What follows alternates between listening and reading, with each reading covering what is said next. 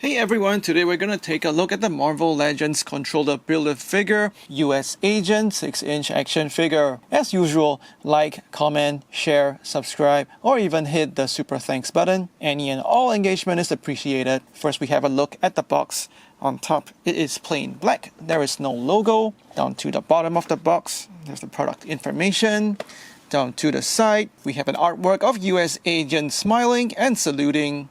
Down to the back, it's the same artwork of US Agent, description of US Agent's character, the rest of the figures in the wave, and product information at the bottom. Down to that last side, we see that same artwork again on the side of the box.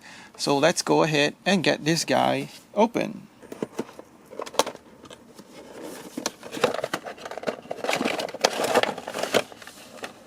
And out of the box, the figure is on the plastic tray. He comes with one left splayed hand, one right gripping hand, his shield, as well as the Controller Build-A-Figure right arm, and its interchangeable fist. It's a little odd that he has a gripping hand without any weapons included with him. And he's also, I guess, kind of missing that saluting right hand that we see on the artwork of the box. First we're taking a look at his shield. It is cast in a gray plastic, and you can see that there is clearly a very nice glossy shiny finish on the front of the shield. There are also sharp applications of red, white and black paint with no bleeding whatsoever. On the inside of the shield we also have that peg and clip attachment over here. You can clip on his shield to his arm so he holds his shield just fine.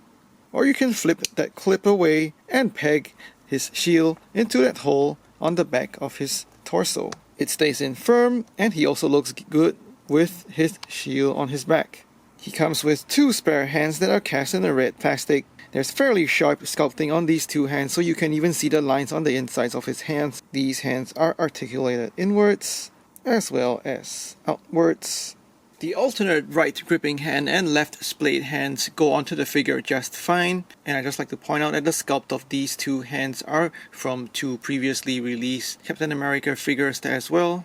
US Agent is known to carry some firearms, however his gripping hand is sculpted with his thumb attached to his index finger, so it's not really possible to fit a pistol into that little hole on his gripping hand. But no biggie, I just took a hobby knife and made two cuts. The first one to separate his thumb from his index finger, and the next to separate his index finger from the rest of his fingers, so now he now has a trigger finger. So now he can hold a pistol with a proper grip in his hand. In terms of sculpt, he's got a brand new head sculpt while the rest of his body is on the Wonder Man body mold. His gloves, belt and boots are taken from the 80 years Captain America. His head is cast in a black plastic. There are white plastic inserts for the wings on the sides of his head. There's also flesh tone paint for his ears and the skin around his eyes as well as his mouth. This paint is a little sloppy. The lines are not very sharp around his nose on my copy, and there's also a little bit of slop of the paint coming on the right side of his face. The paint on his eyes as well as his lips are digitally applied with the dot matrix printing technique. So very nice and sharp paint applications for the whites and blues in his eyes. His lips also have a subtle shading, and there's very subtle light printing down the lines of his cheeks. His facial expression looks mean, and his lips are sculpted slightly pursed. So overall it's not a bad face sculpt, and it's quite suitable for the US Agent character. His torso is also cast in a black plastic, with very sharp paint applications of the red and the white stripes on his chest. And also finally that black star on his right pectoral. Having no sculpted details, it looks a little plain, and because of the way the stripes are painted across that ab crunch, these stripes tend to misalign and look kind of strange once you start crunching him forward, so that might bug you if you have OCD. His arms are also a plain black plastic from his shoulders all the way down to his wrist. There's red paint for the glove sculpted detail on his forearm, and you can tell that the red is painted over the black plastic because there is a subtle tone difference between that red paint on his glove and the red plastic on his hands. Now we have a look at his belt, and it is cast in a red plastic. Silver paint for the buckle. The belt also has the straps sculpted on the sides. However, those straps are not painted. I wish that they would have been painted black to match the rest of his outfit. So this feels a little lazy. The rest of his legs are a black plastic, and his boots are a red plastic assembled onto his legs. There's no other paint detail on the rest of his lower body, and I'd just like to also point out the good work on his back. with a very sharply painted white star, very clean lines, so no complaints over here. So overall, there's not a lot of paint applications on this figure. He looks quite neat, but the lack of unique sculpting details does make the figure look a little bland.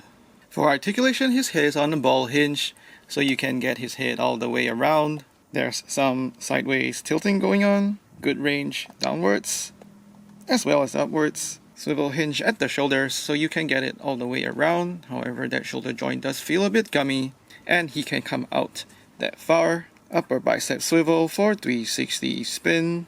Double jointed elbows, so that gets you quite a good range. Swivel hinge at the wrist for 360 spin, as well as hinging in and out. Mid-torso ab crunch, so he crunches forward that much, as well as backward. And as I mentioned earlier, once you use the ab crunch, the stripes would be misaligned. There's a waist swivel that's well hidden by that belt accessory, so you can spin him 360. He's got ball jointed hips that go out not that far, and they do feel a little gummy, and they kick forward and backward that much. He's got an upper thigh swivel, so that spins his leg all the way around. Double jointed knees, again, very good range. He's got a calf swivel just above his boot, so you can spin 360. Ankle tilt upwards that much, as well as downwards quite a fair bit. And finally ankle pivot outwards, as well as inwards. He's on Marvel Legends standard articulation, and that means he is quite poseable. Once you modify those fingers on his gripping hand, he's also able to get a hold on weapons and guns, so you can get quite a bit of fun out of him. You can also use the unmasked head sculpt from the 20 years cap onto this figure, as well as borrow those saluting hands from the 20 years cap. The red isn't a perfect match on the gloves, but it's probably fudgeable. And if you also have the 80 years cap, you can definitely borrow that shield throwing hand and effect. So that's also a good bunch of play options with this figure. The US Agent action figure stands at 6.5 inches, and that's about 16.5 centimeters. He's a good size beside the two Captain America action figures, which are by far much better and more impressive releases. Now that he's on the bigger Wonder Man body mold, he definitely looks much better in scale compared to Falcon and Winter Soldier, as compared to the previous Bucky Cap mold, which was kind of short and smaller built. Case in point, here he is with the male Shield Agent, which is on that Bucky Cap mold. So having that bigger body mold definitely looks like he's taken the Super Soldier Serum. And of course, he's also a good size beside the female Shield Agent from this wave as well. Here he is beside Red Skull and Nuke. And here he is with Purple Man and Baron Zemo.